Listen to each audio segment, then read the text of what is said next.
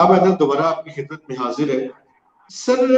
वक्फे में जाने से पहले हम टारगेटेड सब्सिडीज के बारे में बात कर रहे थे सर आपको पता है कि बजट जो है वो आने वाला है और IMF की जो दूसरी मेजर कंडीशन है वो मैं समझता हूँ कि टैक्स रेवेन्यू में इजाफा है और आपको पता है कि 6,000 अरब रुपए का तकरीबन उन्होंने 5963 का टारगेट दिया हुआ है।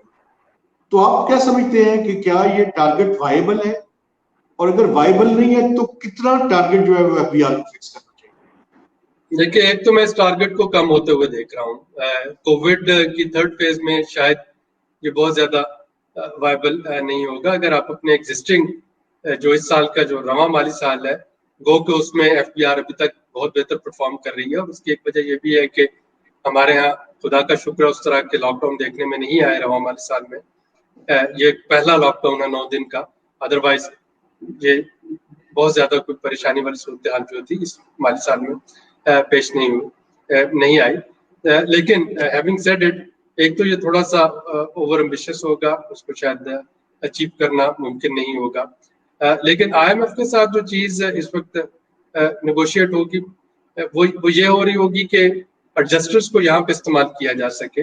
अगर ये टारगेट छठे रिव्यू में पूरा नहीं भी होता है या 7वें रिव्यू में, तो वहां पे एक तो कोविड का कॉस्ट जो है वो आ जाएगा। दूसरा जो कि शौकत तरीन साहब जिसपे बात कर चुके हैं तफसीली, और मेरा ख्याल है इट्स क्वाइट डूएबल। तकरीबन हर गवर्नमेंट जो है और हर फाइनेंस मिनिस्ट्री इस पे बात करते हैं और वो ये है कि आपको टेक्नोलॉजी का इस्तेमाल करते हुए वो टैक्स नॉन टैक्स पेयर जिनका कि लाइफस्टाइल ऐसा है कि उनको टैक्स नेट में आना चाहिए, उनको पकड़ना बड़ा आसान है। और ये बेनजीर भुट्टो की हुकूमत से ये चलता आ रहा है। उसके बाद पीपल्स पार्टी गवर्नमेंट 2008 में भी एक आपको याद होगा लिस्ट बनी थी कुछ मिलियन लोगों की जिनको कि टैक्स नेट में आना चाहिए था।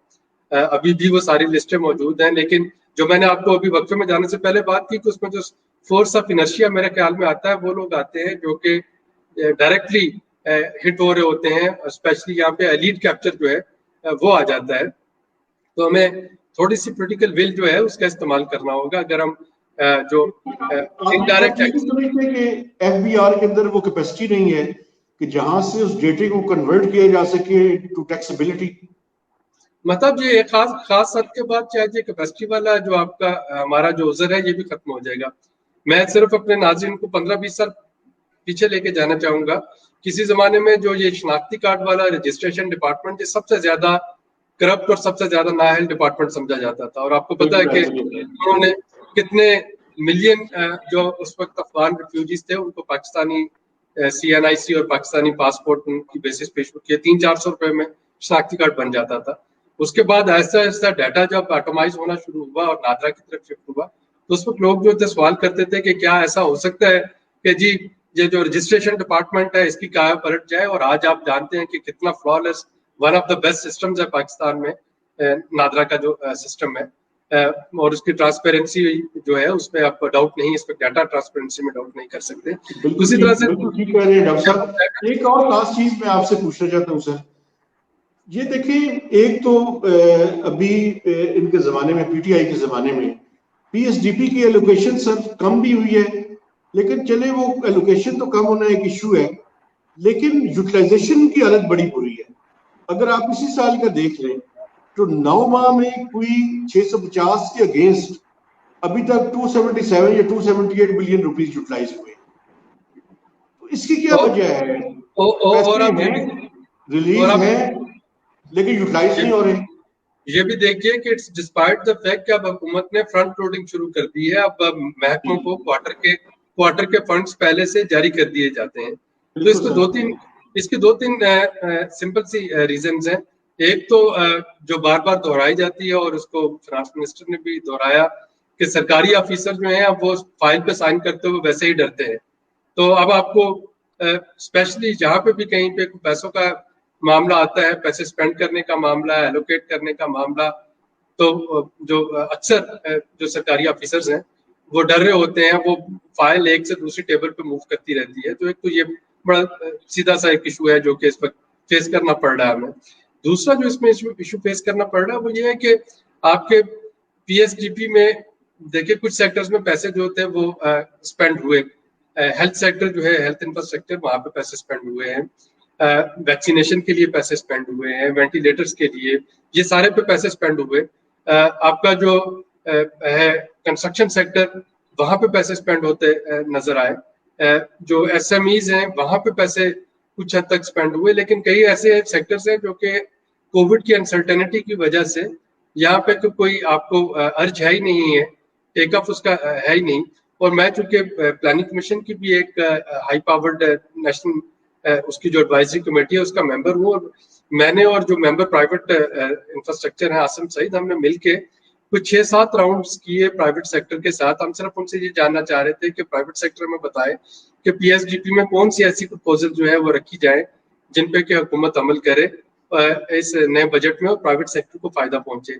सिवाय 2 प्रैक्टिकल सजेशन के, जिनमें से एक जो है वो सियालकोट चैम्बर की तरफ से थी और दूसरी जो गुजरात में इलेक्ट्रॉनिक अप्लायंसेस मैन्युफैक्चरिंग वालों की तरफ से थी कि जी हमारे रीजन में एक ISO सर्टिफाइड लैब जो है वो बना दी जाए, क्योंकि अब जो गल्फ कंट्रीज में एक्सपोर्ट करनी पड़ रही है उसके लिए खास किस्म की सर्टिफिकेशन रिक्वायर्ड है, जिसके लिए पाकिस्तान में लैब नहीं है, चाइना भेजने पड़ते हैं इलेक्ट्रॉनिक अप्लायंसेस। इसी तरह से सियालकोट में जो सर्जिकल वो जो बना रहे हैं प्रोडक्ट्स यूरोप भेजने के लिए, वहां पे एक खास किस्म की कोविड के बाद कंप्लायंस एक सर्टिफिकेशन चाहिए जो पाकिस्तान में नहीं है। तो सिवाय इन 2 लेबोरेटरीज की डिमांड के बाकी सारी की सारी डिमांड जो थी वो FPR रिलेटेड थी। तो PSDP एक और चीज भी है, देखिए पब्लिक प्राइवेट पार्टनरशिप के लिए सबसे इंपॉर्टेंट चीज है वायबिलिटी गैप फंड। क्योंकि जब तक आप एक इनेबलिंग एनवायरनमेंट नहीं देंगे प्राइवेट सेक्टर को, तो प्राइवेट सेक्टर मतलब है पैसे लगा के पब्लिक सेक्टर में रिलीजेस के लिए आपको पता है कि बड़ा मुश्किल काम है। तो ये कॉन्फिडेंस का भी इशू है जिसको रिस्टोर करने की मेरे ख्याल में जी आपसे मैं बिल्कुल मुत्तफिक हूँ। ये एक अगेन क्रॉनिक इशू है कि इस कॉन्फिडेंस को भी रिस्टोर करना है और हुकूमत को अपने फैसिलिटेटिव मोड में जाना है। हुकूमत का काम जो है वो फैसिलिटेशन देना है। हुकूमत का काम मैं इसमें बड़ा क्लियर हूँ कि ये कोई नौ आबादियाती निज़ाम नहीं है, यहाँ पे अथॉरिटीज की नहीं, यहाँ पे सर्विस प्रोवाइडर्स की जरूरत है। हुकूमतें जो है हुकूमतों का काम फैसिलिटेट करना है, अनेबलिंग एनवायरनमेंट देना है, जिसको प्राइवेट सेक्टर जो है बाद में आके जिसपे खुद से काम करे।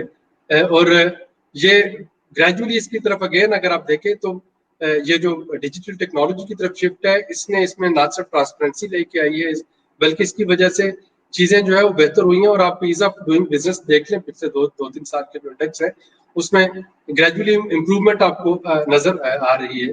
We are still not there, उस हम पॉइंट तक नहीं पहुंचे जिस पे कि हम एज ए सिटीजन एक फख्र महसूस कर सकें, लेकिन एक बहरहाल रे ऑफ होप आपको इसमें नजर आ रही है। अच्छा डॉक्टर साहब, एग्रीकल्चर सेक्टर में आते हैं और एक जो प्राइम मिनिस्टर ने एक स्पेशल बनाई है, आप उसमें भी जो है वो शामिल है। डॉक्टर साहब मैंने पूछना ये है कि पाकिस्तान में जो एग्रीकल्चर सेक्टर है, मैं एग्रीकल्चर में ज्यादा नहीं, लेकिन जितनी मेरी अंडरस्टैंडिंग है, देखिए पर एकड़ यील्ड वहीं पे खड़ी है, पिछले कई सालों से वहीं पे खड़ी है। तो हम अपनी प्रोडक्टिविटी और एफिशिएंसी को कैसे बढ़ाएंगे? देखिए मतलब इसमें पहली चीज जो है, फॉर एग्जांपल अगर आप पंजाब को देखें, सिंध में तो चूंकि रकबे बड़े हैं, अगर आप पंजाब को देखें तो पंजाब में एग्रीकल्चर, पहले तो मैं ये कहता हूँ कि इसको कोई भी काश्तकार जो है वो बिजनेस समझ के नहीं करता। ये नाक कटने का मसला होता है कि मेरे पास कोई 2 एकड़ जमीन है और मैं आटा जो है वो मैं बाजार से लेके आ रहा हूँ, उसका आटे के एक बैग लेके आ रहा हूँ 20 किलो का, तो ये पूरे गांव में या पूरे इलाके में मेरी नाक कट जाती है कि जी आटा बाजार से आ रहा है, चावल बाजार से आ रहा है, अच्छा जी ये काश्तकार फैमिली से। तो पहले तो आपकी वो जो एक है उसकी जो कॉस्ट बेनिफिट एनालिसिस वो एग्रीकल्चर में देखा ही नहीं जाता है। एग्रीकल्चर आजकल कैसे हो रही है, एग्रीकल्चर ऐसे हो रही है कि एक भाई जो है वो गाँव में खेती बाड़ी देख रहा है पंजाब में, दूसरे भाई जो है वो कहीं पे स्कूल टीचर है, तीसरा शायद फौज में है या कहीं बाहर है। जब डीजल की बारी आई तो एक भाई ने पैसे भेज दिए बीज डालना है, तो दूसरे भाई ने पैसे भेज दिए, कोई और जरूरत पेस्टिसाइड की जरूरत पड़ी तो किसी तीसरे भाई ने, और उससे आपको जी पूरे साल के दाने आ गए और वो मुतमईन होकर बैठ जाते हैं। तो पहले तो ये इस तरीके की एग्रीकल्चर जो है ये चल नहीं सकती है। जो रकबे हैं वो तकसीम दर तकसीम होकर कम से कम होते चले जा रहे हैं। हमारा जो सीड पे जो प्रोग्रेस थी वो अब आगे नहीं बढ़ रही। اور ایک جو میجر میں کنسٹرینٹ اس میں دیکھتا ہوں کہ ہماری 3 اس وقت میجر ایجنسیز ہیں ایگریکلچر میں. ایک آپ کی ایگریکلچر یونیورسٹیز ہیں جہاں پہ زراعت کے بارے میں پڑھایا جاتا ہے. ایک ایگریکلچر ریسرچ سینٹرز ہیں صوبوں کے اور وفاق کے جہاں پہ ریسرچ ہوتی ہے. تیسرا ایگریکلچر ایکسٹینشن ہے جو کہ بتاتے ہیں کہ کیا کرنا ہے, کون سی پریکٹسز استعمال کرنی ہے. اور آئی کین آرگیو کہ ان تینوں میں ڈسکنیکٹ ہے. جو پڑھایا جاتا ہے یونیورسٹیز میں وہ کچھ اور ہے, جن چیزوں پہ ریسرچ ہو رہی ہے وہ انٹائرلی ڈفرینٹ ہے, اور جو چیزیں ذمہ دار کو کسان کو بتانی چاہیے وہ انٹائرلی ڈفرینٹ ہے. تو ایک تو ان چیزوں کو اکٹھا کیا جا رہا ہے کہ آپ کے پاس ایک ویژن ہو کہ ایگریکلچر جو ہے اس میں یہ تینوں ایجنسیز اور پرائیویٹ سیکٹر کو بھی اگر آپ اس میں ایڈ کر لیں, ایگرو کیمیکل سیکٹر جو, تو یہ چاروں ایک لائن پہ آئیں. دوسری جو اس میں امپورٹنٹ چیز ہے, ہم ایگریکلچر کو انڈر ایسٹیمیٹ کرتے ہیں. ہم سمپلی یہ دیکھتے ہیں کہ ایگریکلچر کی جو کنٹریبیوشن ہے جی ڈی پی میں وہ صرف 19% ہے. ہم ایک سروس ڈیپینڈنٹ اکانومی ہے اینڈ دیٹس اٹ. ایسا نہیں ہے. ایگریکلچر کی کنٹریبیوشن بھلے 19% ہے جی ڈی پی میں, لیکن ایگریکلچر آج بھی آپ کی 45% سے زیادہ جاب جو ہے ان کو ابزارب کر رہی ہے. اسی طریقے سے آپ کی جو میجر ایکسپورٹس ہیں, خواہ وہ ٹیکسٹائل ہے, خواہ وہ گنو ہے, خواہ وہ باسمتی رائس ہے, خواہ وہ مینگو ہے, خواہ وہ لیدر گڈز ہیں, یہی 4-5 ہماری ہیں نا جو ایکسپورٹ ہم کرتے ہیں. تو یہ ساری کی ساری ایگرو ڈیپینڈنٹ ہیں. ابھی ہم پچھلے سال کتنا خوش ہو رہے تھے کہ ہمیں ٹیکسٹائل آرڈر جو ہیں وہ بے حساب مل گئے تھے. کلائمیٹ چینج کی وجہ سے ہماری کاٹن کی ییلڈ جو ہے تقریباً 500,000 بیل جو تھی ہماری وہ کم آئی, اور ہم نے دیکھا کہ آپ کی وہ کاٹن ییلڈ کم آنے کی وجہ سے ٹیکسٹائل انڈسٹری نے جہاں پہ کہ وہ شادیانے بجا رہے تھے, اب ہمیں کاٹن امپورٹ کرنا پڑ رہی ہے, کاٹن جاب امپورٹ کرنا پڑ رہا ہے اپنا آرڈرز کو میٹ کرنے کے لیے. تو ایگریکلچر بھلے ڈائریکٹلی جی ڈی پی میں اس طریقے سے آپ کو نہیں نظر آ رہی کنٹریبیوٹ کرتی ہوئی, لیکن اس کا کنٹریبیوشن بہت زیادہ ہے. اور ون کین آرگو کہ پاکستان میں نہ تو اس میں پرائیویٹ سیکٹر انویسٹ کر رہا تھا نہ پبلک سیکٹر انویسٹ کر رہا تھا. یہ کسان جو ہے یہ اپنی مدد آپ کے تحت ایگریکلچر چلاتے جا رہے تھے, اور اب ایک ٹائم آ رہا ہے. لیکن ڈاکٹر صاحب دیکھیں, ہم ایگریکلچر ملک ہیں, اور کتنی بدقسمتی کی بات ہے کہ ابھی جو اسٹیمیٹس آ رہے ہیں اگلے فائنینشیل ایئر میں بھی ہمیں ویٹ, شوگر اور کاٹن تینوں چیزیں امپورٹ کرنی پڑیں گی, جس میں کوئی 4 سے 4.5 بلین ڈالرز لگیں گے. ایک طرف تو فارن ایکسچینج ریزرو جو ہے پریشیس جو ہے وہ ہم جو باہر کے فارمرز ہیں ان کو دے رہے ہیں, اور جو پاکستان کا فارمر ہے اس کی حالت بری ہے. تو یہ ڈائیکاٹمی جو ہے اس کو کیسے حل کریں گے؟ دیکھیے ویٹ پہ تو میں اس سال ابھی تک کے جو ایسٹیمیٹس اور تھرڈ ایسٹیمیٹ آنے والے 3 ایسٹیمیٹ آتے ہیں ویٹ پہ صوبائی حکومتوں کی طرف سے, کیونکہ آپ کو جب تک کسان کی گندم ساری گوداموں میں نہیں آ جاتی تب تک موسمی حالات کی وجہ سے گندم کی فصل, کٹی ہوئی فصل بھی ضائع ہونے کا خدشہ ہوتا ہے. تو ویٹ پہ تو میں سوری آپ کو کاٹ رہا ہوں, 26.2 ملین ٹنز کے ایسٹیمیٹس ہیں منسٹری آف فائنانس کے. جی, تو ویٹ کا تو میرا خیال ہے کہ انشاءاللہ فصل بہتر ہوگی جو ابھی تک موسم کی صورتحال رہی ہے. جو 4 ملین ٹن کی امپورٹ کی ECC نے پرمیشن دی ہے وہ to be on safe side ہے. خدا نخواستہ اگر ویٹ کی فصل جو ہے وہ ٹارگٹس کو میٹ کرتی ہوئی نظر نہیں آئی تو آپ کے پاس ایک پرائر اپروول ہو, تاکہ وہ جو پچھلے سال ہوا تھا کہ 3-4 مہینے جو تھے وہ ٹینڈرز میں اور اپروول میں لگ گئے تھے وہ ضائع نہ ہو, تو آپ کو ٹائم پہ ویٹ جو ہے وہ مل سکے. تو وہ ایک پریکاشنری میئر کے طور پہ ہے. ادروائز ویٹ جو ہے انشاءاللہ اس کی جو ییلڈ ہے میرا خیال ہے کہ وہ اس سال کافی ہوگی. صرف جو ویٹ پہ میں ایشو دیکھ رہا ہوں وہ لگ رہا ہے مجھے کہ سندھ کی جو ویٹ کی منیمم سپورٹ پرائس ہے وہ 2,000 روپے من ہے, پنجاب کی 1,800 روپے من ہے. اب منیمم سپورٹ پرائس اس لیے نہیں بڑھائی جا سکتی ہے کہ جو ہی آپ اس کو بڑھاتے ہیں اسی حساب سے شہروں میں آٹا مہنگا ہو جاتا ہے. ابھی اگر آپ نے 1450 سے اس کو 1,800 پہ کیا تو اس کا مطلب ہے کہ 350 روپے یعنی 10 روپے فی کلو جو ہے وہ آٹا تو سیدھا صرف منیمم سپورٹ پرائس کی وجہ سے مہنگا ہو گیا. باقی اس پہ اور اخراجات جو ہیں وہ علیحدہ سے پڑیں گے. تو یہ جو 200 روپے کی انوملی آئے گی اس میں ہوگا یہ کہ بہت سی ویٹ جو ہے یہ پنجاب سے خریدیں گے, جو انویسٹرز ہیں رحیم یار خان کا رستے اس کو بارڈر کراس کریں گے اور وہ وہاں پہ 2,000 روپے من بیچنے کی کوشش کریں گے.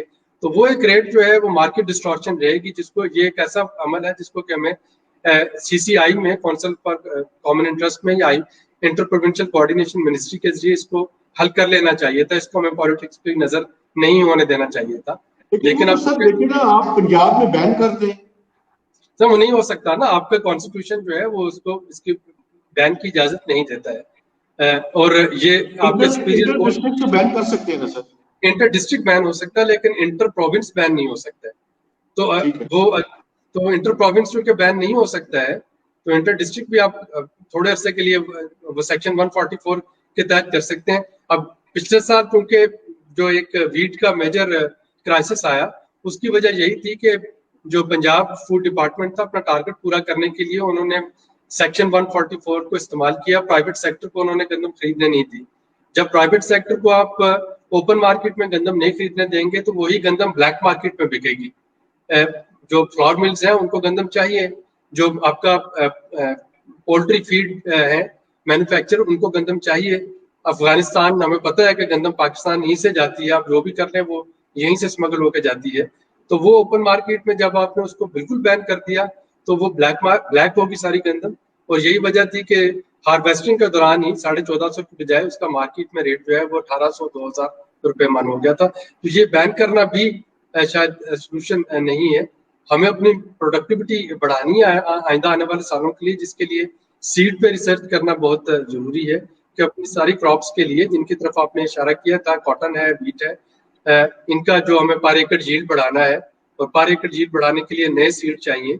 नए सीड लाने के लिए चाइना इस वक्त आपके पास एक ऑप्शन है। और मैं नाज़रीन को मैं बताता चलूं कि चाइना ने पिछले 2 साल से अपना एक एग्रीकल्चर काउंसलर जो है वो जो चाइनीज एम्बेसी इस्लामाबाद में वहां पे बिठाया हुआ है।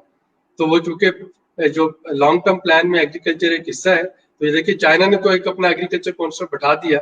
अब ये हम पे डिपेंड करता है कि हम कितने सीरियस होके चाइनीज गवर्नमेंट से एंगेज होते हैं कि हम बिजनेस टू बिजनेस जो है उनकी कोलैबोरेशन करवा सकें हमारे जो प्राइवेट सेक्टर की, कि यहाँ पे हम सीड या बाकी जो इम्प्रूव वैरायटीज है उनको लेके आ सकें। डॉक्टर साहब एक वक्फा लेते हैं, जो देखने वाले हमारे साथ ही नहीं, वक्फे के बाद दोबारा आपकी खिदमत में हाजिर होंगे।